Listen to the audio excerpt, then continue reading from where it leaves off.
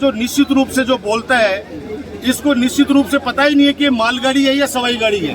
तो 15-20 लोग वहाँ पे मिलने के लिए गए, वहाँ पे उन लोगों को बोलता है कि रेलगाड़ी तो आती भी अच्छी लगती है, रेलगाड़ी अच्छी बात है, ये तो हिंदुस्तान की रेल बहुत प्रॉफिट में चल रही है। भले आदमी, ये रेलगाड़ी वो नहीं है जिसमें पैसेंजर जाएंगे, ये रेलगाड़ी सिर्फ श्री सीमेंट की सीमेंट को लाने ले जाने का काम करेगा और ये मालगाड़ी है। लेकिन कह रहे हो ना कि जो व्यक्ति 5वीं फेल हो और जो व्यक्ति नोएडा से फर्जी 10वीं की मार्कशीट लेके आ जाए तो क्या जांच करवा रहा है शोएब खत्री की, क्या जांच करवा रहा है नवलगढ़ के सभी अधिकारियों की। और करवा, तेरी सरकार में दम है तो करवा ले जांच, लेकिन 7 के अंदर तेरी डिग्री की जांच भी करवा।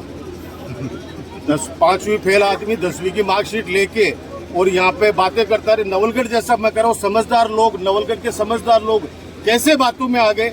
अब एक मुझे तो ताज्जुब होता है कि शहर के 1-2 आदमी जिनको मैं बहुत उनकी रेस्पेक्ट करता हूँ और आज भी करता हूँ, वो लोग ये कहते हैं कि इस 11 महीने के अंदर नवलगढ़ का काया पलट हो गया, इतने काम हो गए। अरे एक काम तो बता, एक खोरियों बेटे रखड़ोगे, एक काम तो बताओ। जो काम हमने स्वीकृत कराए थे गहलोत साहब की सरकार में, हम लोग लेके आए थे, उन कामों को पूरा करवा दे 5 साल में, भले आदमी तभी मान जाएंगे। तो मैं आज वैसे ज्यादा राजनीति की बात करने के मूड में नहीं था, लेकिन चूंकि अब इतने सारे समय से बातें चल रही है कि ये चल क्या रहा है, और कम से कम चुनाव के समय भ्रमित कर दिया, जो भी कर दिया भैया, अब तू जाने तेरा काम जाने। लेकिन अब तो सच बोलना शुरू करो, अब तो धरातल की बातें करना शुरू करो, ताकि ये नवलगढ़ की जनता सब देख रही है, सब समझ रही है हर बात को। लेकिन समय का है कि उस समय, हालांकि मैं धन्यवाद देना चाहूंगा छत्तीस कौम की जनता को कि पिछली बार 80,000 वोट आए थे, इस बार 90,000 वोट दिए।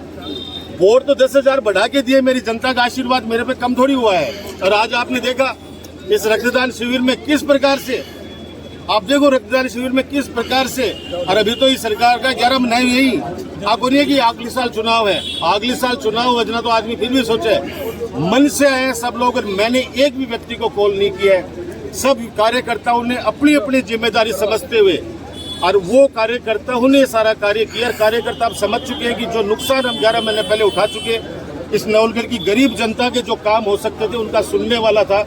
लेकिन मैं आपको, आपके माध्यम से आम जनता को विश्वास दिलाना चाहता हूं कि डॉक्टर राजकुमार आपका है, आपके लिए हरदम तैयार है और हर उस व्यक्ति के लिए संघर्ष करेगा जो व्यक्ति इस राज्य के अंदर जो पीड़ित करेंगे। और मुझे दुख इस बात का है कि ये कह रहे हैं कि 15 सालों में लोगों में डर तो अब है, डर तो लोगों में अब है। 15 साल तो राम राज्य था, सबको स्वतंत्रता थी, बोलने की थी, मजा नहीं है कि किसी के यहाँ पे कोई आकर बदमाशी कर ले। अब इस 11 महीने के अंदर कितनी चोरियां, कितनी डकैतियां, कितने काम हो गए, वो जनता तय करे, मुझे कुछ नहीं करना। लेकिन 15 साल के अंदर राम राज्य था, मेरे और आपके बीच में दलाल पहले भी नहीं थे, आज भी नहीं है, सीधा जनता से मेरा सीधा संपर्क था। अब दलाल क्या होता है, वो दलाल अब पता चलेगा कि चल रहा है लोगों को कि फलाने आदमी को साथ ले गए, पहले से ही बायोडाटा बना रखा है, पता करो इस गांव के अंदर इस आदमी ने वोट दिए नहीं दिए। बाबा राम साहब की कसम खाई करता हूँ, मैंने आज तक किसी व्यक्ति को भी कहा, आपकी अदालत में खड़ा हूँ, मेरे पास जो वोट दिया वो आया तो उसका भी काम किया, जिसने वोट नहीं दिया उसका भी काम किया। मैंने कभी नहीं कहा कि तूने दिया या नहीं दिया। हाँ, इतना जरूर कहता हूँ, वोट मन का है, जिसने दिया वो उसका भी भला, जिसने नहीं दिया उसका भी भला। लेकिन नवलगढ़ को जो लोग बांटने का काम करते हैं, बंटने नहीं देंगे। नवलगढ़ हमेशा इस बाबा राम साहब पीर की धरती पर, हम 36 कौम के लोग इसको आगे बढ़ाने के अंदर हम लोग अपना योगदान देते रहेंगे।